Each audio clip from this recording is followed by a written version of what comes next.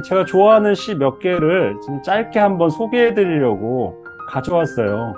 너무 유명한 구절이라 다들 알고 계실 텐데요. 이백이라고 아시죠? 이태백. 이태백, 당나라 때 그 유명한 시인이죠. 이백과 두보. 아시다시피 두보는 시의 성인이다 해서 시성이라고 불리고, 이백은 시의 신선이다 해서 시선이라고 불리잖아요. 왕유 같은 시는 시불이라고 불리죠. 시의 부처다. 그래서 유불선 삼교에 다 해당하는 이런 독보적인 이런 대단한 시인들이 다 당나라 때에 있었는데, 그 중에 200의 작품 중에 제가 가장 좋아하는 이런 시의 한 구절을 이렇게 칠판에 적어봤습니다. 천지자는 만물지 영려라. 광음자는 백대지 과객이라. 이 문장이 저는 너무 좋더라고요. 천지는 하늘과 땅이죠. 하늘과 땅이라는 것은, 이 자자는 뭐뭐라는 것은, 이거는 놈이라는, 사람이라는 뜻도 있고 뭐뭐라는 것을 지칭할 때도 이 자자를 씁니다. 하늘과 땅이라는 것은 만물의 영려. 이 영려라는 단어가 어려운데, 이 역자가 반역할 역자거든요. 역성혁명하다 할 때 역자인데, 여기서는 반역하다라는 뜻이 아니라, 거스르다는 뜻이 아니라 맞이하다, 마중하다라는 뜻을 갖고 있습니다. 역이라는 단어에는 전혀 상반된 두 개의 뜻이 동시에 포함되어 있습니다. 거스를 역, 맞이할 역. 마중하고 맞이할 때도 이 역이라는 단어를 써요. 왜냐하면 이게 거스르려면 뭔가 맞이하는 것이 전제돼야 되고, 맞이하려면 거스른다라는 개념이 전제되어야만 이게 가능한 겁니다. 우리가 물건을 사는 거랑 물건을 파는 게 동일한 한자로 표현되었거든요, 옛날에는. 사려면 파는 행위가 전제돼야 되고, 팔려면 사는 행위가 전제되어야 되잖아요. 그것처럼 이 역자에는 거스르다라는 뜻도 있지만, 맞이하고 마중한다라는 의미를 갖고 있습니다. 그래서 이 역려라는 단어에는 이 려자가 나그네 려자거든요. 그러니까 나그네를 맞이하는 곳이라고 해서 여관이라는 뜻을 갖고 있어요. 역려. 옛날식 한자어라고 할 수가 있겠습니다. 여관. 하늘과 땅이라는 것은 만물이 잠깐 머물다 가는 여관에 불과해.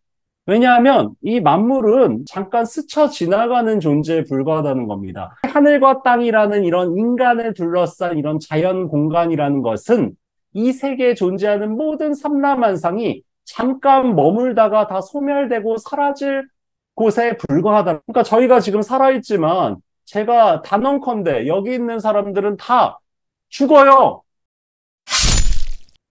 언젠가 다 죽는다. 우리가 태어났다라는 거는, 살아간다라는 것은 죽어간다는 뜻이잖아요. 나이가 들어간다라는 것은 우리가 성장한다는 뜻을 갖고 있으면서 동시에 소멸한다라는 의미를 동시에 포함하고 있다는 점에서, 우리는 이 지구에 잠깐 스쳐 지나가는 존재에 불과하다. 요게 천지자는 만물지 영려라는 것의 의미라고 할 수가 있겠습니다. 광음자.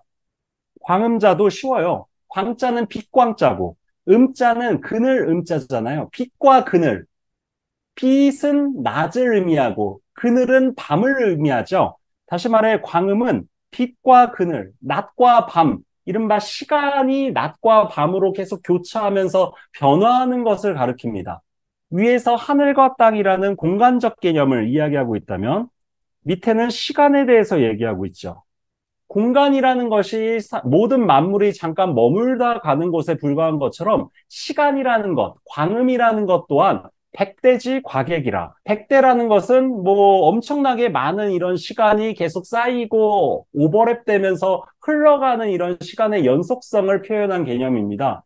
백대 과객. 과객은 지나갈 과자의 나그네 객자. 이렇게 스쳐 지나가는 나그네에 불과한 것이 광음이라는 시간이라는 의미입니다. 다시 말해, 공간이든 시간이든 우리는 잠깐 스쳐 지나가는 찰나의 존재에 불과하다 라는 것을 지금 위에 두 구절에서 얘기하고 있는데, 시로 이야기하고 있기 때문에 이게 딱딱 글자 수도 맞고, 이게 운도 맞고 딱딱 떨어지고, 그래서 외우기가 좋고, 그래서 형식적인 이런 아름다움을 표현하고 있는 아주 명문이라고 할 수가 있겠죠. 이어지는 문장도 멋있습니다. 부생, 양몽. 부생이라는 것은 우리의 어떤 삶을 가리키는 거죠. 뜬구름 같은, 덧없는 우리의 인생을 부생이라고 합니다. 뜬구름과 같은, 덧없는 우리의 인생은 꿈과 같아. 같을 약자의 꿈몽자. 일장춘몽에 불과하다는 얘기죠. 부귀 영화를 누리든 별 볼 일 없는 인생을 살든 그거는 한바탕 꿈과 같은 이런 순간에 불과하다는 얘기죠. 그렇기 때문에 위환, 기학, 위환은 될 위자에 기쁠 환자입니다. 기쁘게 사는 것이, 기쁨이 되는 것이 위환이에요. 기쁜 일들이 기하, 얼마나 되리요? 우리의 이런 덧없는 인생은 꿈과 같으니 이 세상에 이 삶의 기쁜 일이 얼마나 되겠느냐. 그러니까 덧없는 이런 권력이나 무슨 돈이나 명예나 이런 것들을 쫓지 말고 지금 살아있는 이 순간을 한바탕 즐겁게 즐겨라. 카르페 디엠을 얘기하고 있어요. 기본적으로 그 옛날 사람들의 어떤 사고방식은 딱 두 가지라 그래요. 카르페 디엠이라는 것과 우비 순투라는 두 개의 개념이 있다라고 해요. 카르페 디엠은 알다시피 지금 이 순간이 가장 소중하다. 어떤 과거에 발목 잡히지 말고 미래에 대해서 불안해하지 말고 지금 나에게 주어진 것들에 만족하면서 나를 기쁘게 하고 설레게 하는 이런 공부든 사람이든 이런 취미든 이런 거에 몰입하면서 이 순간을 몰입해라. 그게 카르페 디엠이라면 이 우비슨투는 이것도 라틴어인데 우리 앞에 있던 그들은 어디에 있나의 줄임말 표현이라고 할 수 있습니다. 우리 앞에 있던 그들은 그 영광스럽던 위대했던 영웅들은 그 위대한 존재들은 다 지금 어디에 있나. 다시 말해 과거에 대한 회상, 해안을 의미하는 단어입니다. 이미 흘러간 것들에 대한 그 그리움, 흘러간 것, 이미 지나간 영광에 대한 그리움. 여러분, 예술사와 지성사는 이 두 가지가 계속 교차하면서 반복된다라고, 이 서양 이런 문학사나 예술사를 이제 정리하신 분들이 이런 이야기들을 많이 하거든요. 서양 예술사만 아니라 우리 동아시아 고전의 예술사도 마찬가지인 것 같아요. 옛 것을 그리워하는 태도가 바로 상고주의적인 태도라고 할 수가 있죠. 상고. 혹은 복고, 상고적인 태도와 복고적인 태도, 옛것을 숭상하거나 옛것을 회복하고자 하는, 옛것을 그리워하는 태도이냐, 지금 이 순간에 집중하고자 하는 태도냐, 이 두 가지가 교차되어 있다라고 해요. 그런 점에서 요 200의 이 시는 바로 현재 이 순간을 즐겨라. 이 순간에 몰입하라. 옛것에 대해서 앞으로 다가올 것들에 대해서 집착하지 말아라 라는 의미를 담고 있습니다. 그래서 이 시에 이어지는 부분이 촛불을 켜고 밤새 놀아라 라는 얘기를 뒤에 이어서 하고 있어요. 지금 이 순간을 즐기라는 얘기입니다. 그와 관련해서 이 200의 작품과 함께 제가 좋아하는 또 다른 작품이 요 대주라는 작품입니다. 이 대주라는 작품은 백거이라는 분이 쓴 작품인데 백거이는 아시다시피 백낙천이라고도 불리죠. 이름이 거이고 요게 잡니다. 이름은 거의 거처할 거자에 편안할 이자. 편안하고 쉬운 것에 거처하는 게 거이라면 낙천, 하늘을 즐기다. 하늘로부터 주어진 나의 명을 즐긴다라는 뜻이죠. 옛날 사람들의 명과 자는 항상 연결되어 있었잖아요. 그래서 와우 각상 쟁하사 석화광중 기차심 그 예전에 달팽이를 와우라고 불렀어요. 달팽이 뿔 위에서 무슨 일로 싸우느냐. 수많은 경쟁이 지금 한국 사회에서 벌어지는데 그런 것들을 이 백거이는 달팽이 뿔 위에서 싸우는 것에 불과한 것이다 라고 완전 다른 차원에서 그것들을 상대화시킵니다. 요거는 장자가 한 말을 백거이가 그 원용하고 있어요. 장자가 출전입니다. 와우 각상, 와우 각쟁이라는 이런 고사는 장자가 한 말인데 그거를 백과이가 가져와서 우리가 부귀와 영화를 누리고자 싸우는 모든 이런 악의 다툼들은 달팽이 뿔 위에서의 싸움이나 마찬가지에 불과하다. 석화광중, 석화를 부싯돌이라고 합니다. 돌로 불을 내는 거니까. 부싯돌, 이 빛이 찰나 반짝이는 그 순간에 차신, 내 몸을 의탁하고 있다는 거예요. 이런 부싯돌 잠깐 번쩍이는 그 순간에 의탁한 것에 불과하다. 소멸하고 사라질 것에 불과하다는 얘기예요. 역시 앞에 이태백이 한 얘기랑 통하죠. 우리의 삶은 이렇게 길지 않아요.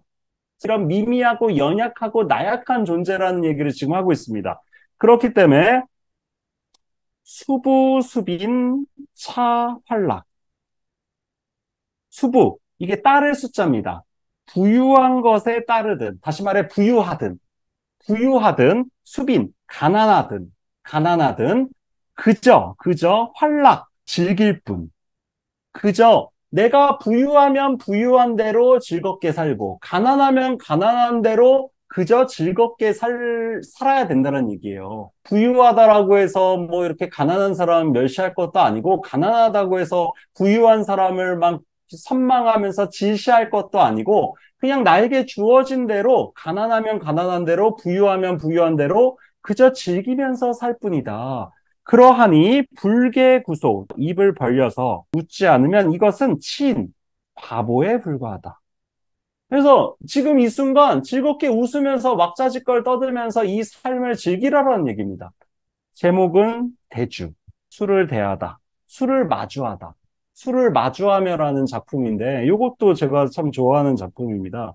이게 되게 유명한 이런 당시에 가장 명편이기 때문에 들어보신 분들도 많이 있을 건데 이 원문으로 이거를 또 감상하는 게 묘미가 있어서 제가 한번 소개를 해드렸고요. 이런 작품들을 많이 읽다 보면 좀 나를 이렇게 거리 두고 지킬 수 있는 힘이랄까? 이런 것들이 옛날 고전시를 읽을 때 우리가 얻는 지혜가 아닌가라는 생각이 들어서 한번 소개를 해드렸고요. 백거이의 시가 나름 구조적으로 되게 훌륭한 게 첫 번째 구절에서는 인간의 공간에 대해서 얘기하고 있어요. 인간이 사는 공간들이 달팽이 뿔 위에야 위와 같은 이런 것에 불과하다라는 이런 상대주의적 입장이죠. 두 번째는 인간의 시간에 대해서 얘기하고 있습니다. 찰나, 부싯돌이 잠깐 이렇게 번쩍이는 순간에 불과하다는 거예요. 인간의 시간이. 인간의 공간은 달팽이 뿔에 불과하고 인간의 시간은 부싯돌이 잠깐 번쩍이는 것에 불과하다. 세 번째 구절은 인간과 인간 사이의 차이에 대해서 얘기하고 있어요. 그 차이는 가난과 부유함이죠. 빈부, 귀천과 같은 인간의 차이. 그럼에도 불구하고 즐거움으로 그것들을 다 수렴시키고 있죠. 마지막 구절은 제가 생각하기에 그 소유유적인 어떤 삶의 태도랄까? 그 인간의 본원적인 자유의 상태. 그게 바로 웃으면서 즐기는 이런 삶으로 여기서 표상되고 있는 것 같아요. 그래서 이 백거이의 이 작품은 장자적인 사유를 시로 승화시킨, 시로 창작한 이런 작품이 아닌가라는 생각이 듭니다. 이 백거이의 이름이나 이런 자가 이게 딱 제 취향이라. 천명을 즐긴다라는 것은 뭐 자기에게 주어진 것에 그냥 이렇게 즐겁게 살아야겠다라는 의지이고 거의 쉽게 편안하게 살고자 하는 태도가 거의입니다. 내 삶이 있는 그대로 즐겁고 지금 이 순간이 충만할 수 있다라는 어떤 발상의 전환이 여기에 담겨져 있는 것 같아요.